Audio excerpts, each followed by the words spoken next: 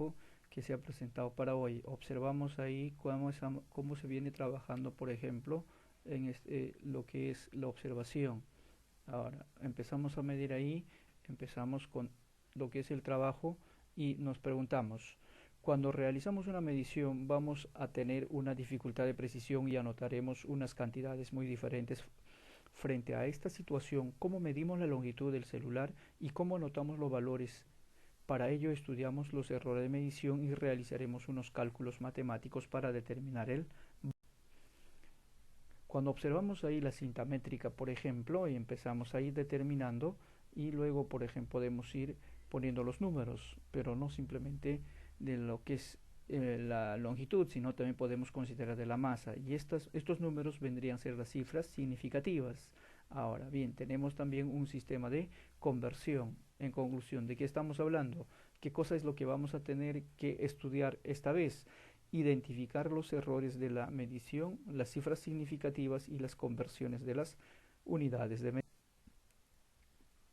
Cuando observamos los instrumentos de medición, en este caso, vamos a ir determinando cuántos grados Celsius es, cuántos centímetros es lo que está midiendo aquí y a cuántas horas y minutos equivalen en la siguiente medición.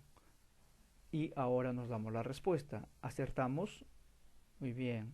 Cómo los diferentes instrumentos de medición nos permite tener una referencia aproximada del objeto que medimos y nos permite realizar cálculos matemáticos de promedio, cifra significativa y conversión de unidades.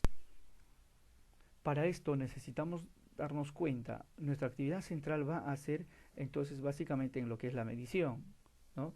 Estamos realizando una medición, que es en que en esa medición lo que vamos a darnos cuenta es que posiblemente va a haber un error. Esos errores de medición se define como la diferencia entre el valor medio y el valor verdadero.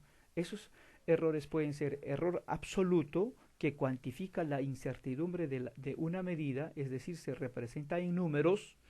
Por ejemplo, está dado por valor exacto menos el valor aproximado. Mientras el error relativo es lo que se representa en porcentajes y se resuelve entre error absoluto entre el valor exacto multiplicado por 100, ¿no? Veamos entonces un caso aquí.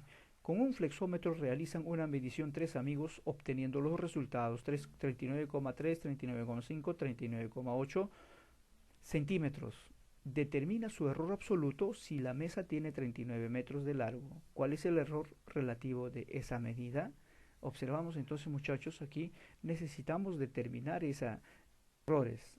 Ahora bien, error absoluto, ya hemos dicho que es el valor exacto menos el valor aproximado. ¿Cuál es el valor exacto? Ahí te decía, la mesa tiene, entonces ya tienes 39 centímetros. ¿Cuántos valores aproximados hay? ¿Cuántos amigos eran? Tres. Muy bien. Entonces son las tres mediciones son los valores aproximados. ¿Qué dice? Si hay que se necesita restar. Muy bien. Entonces realizamos ahí la resta, nos sale, entonces hay todos en signo negativo. ¿Qué hacemos?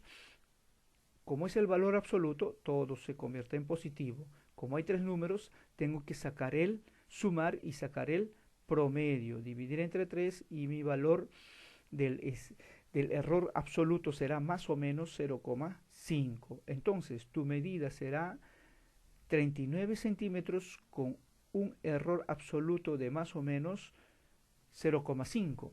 Ahora, el error relativo ya está dado entre el error absoluto dividido entre el valor exacto multiplicado por 100. Entonces ya tenemos ahí, si multiplicas por 100, tendríamos que determinar 1,282%. En conclusión, el error relativo es 1,3%. Ojo aquí, dice, cuando menor sea el error relativo, mejor será la medida. ¿Correcto? Muy bien.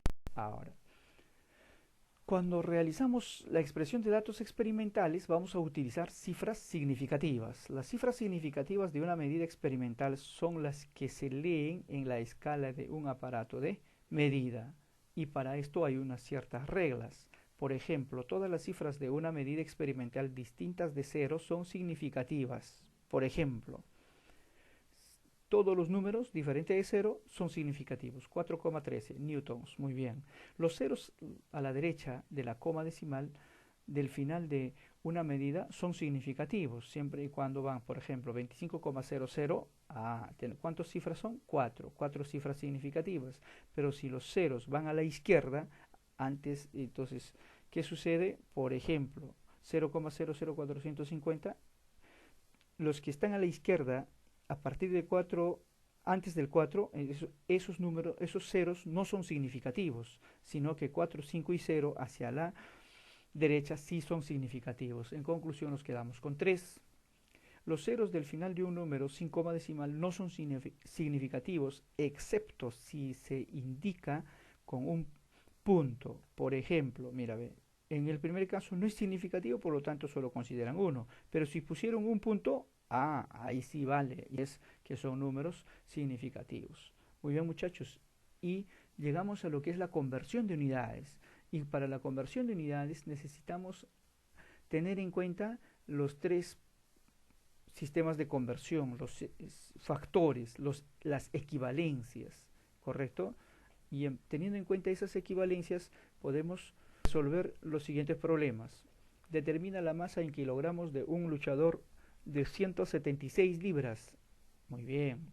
Entonces, el factor de conversión, una libra, 453,59 gramos, y un kilogramo es 1000 gramos. ¿Qué hacemos? 176 libras, muy bien, está en el numerador. Entonces, ¿qué tengo que hacer? Libras tengo que poner en el denominador para que sea en el factor de conversión, me permita simplificar. Luego, aquí el gramos está en el numerador y el gramos debe estar en el denominador en el siguiente. Entonces, un kilogramo, 1000 gramos. ¿Qué hago? Muy bien, libras, gramos, se van. Me quedo con kilogramos y el resto son las operaciones matemáticas nada más. 79,83.184 kilogramos.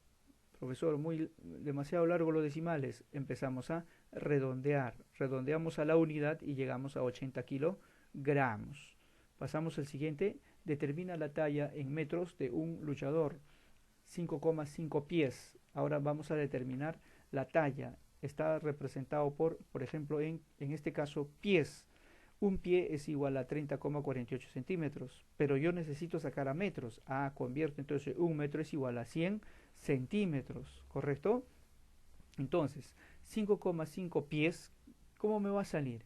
Un pie abajo, centímetro arriba, porque la finalidad es simplificar. Nos quedamos con el metro, ¿correcto? Y seguimos operando y nos sale 1,6764 metros. ¿Seguimos redondeando? Sí. Entonces, ¿cuánto sería la talla? 1,7 metros. Y entonces tenemos, por ejemplo, vamos a determinar la cantidad de minutos que tiene 5 horas y medio. Qué sencillo, ¿sí o no, muchachos? Entonces, ¿qué haríamos? Una hora, ¿cuánto equivale? A 60 minutos. ¿Qué hacemos? 5 horas y medio sería 5,5 horas. Multiplicamos por 60 minutos, ponemos arriba y abajo ponemos una hora. ¿Cuál es la finalidad? De simplificar las horas y nos quedamos con los minutos. Y de tal manera multiplicamos y nos sale 330 minutos. Muy bien. Ahora, convertir la velocidad del atleta en metros por segundo cuando el atleta corre a 25 kilómetros por hora. Muy bien. En este caso, 1 kilómetro, 1000 metros, una hora, 3600 segundos. Ese es el factor de conversión que tenemos. ¿Qué hacemos? 25 kilómetros por hora, muchachos. Igual, mira, ven.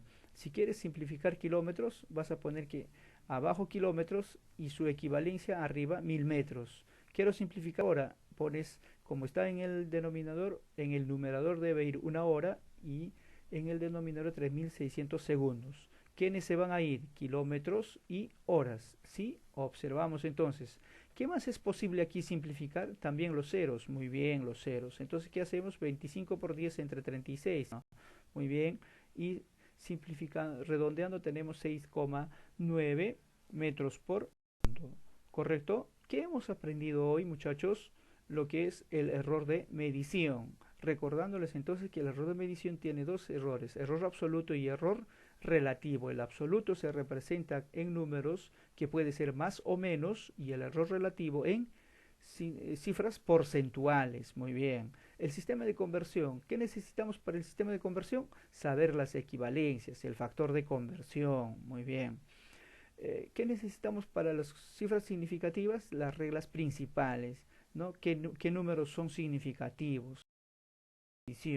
Ahora vamos a responder las preguntas metacognitivas. ¿Qué información necesito para comprender el tema? ¿Me ha sido fácil o difícil el tema? ¿Por qué? ¿Has logrado resolver las actividades? ¿Qué dificultades has tenido para resolver los ejercicios? La domiciliaria o el reto ya lo hacen ustedes, lo que está en la ficha, muchachos.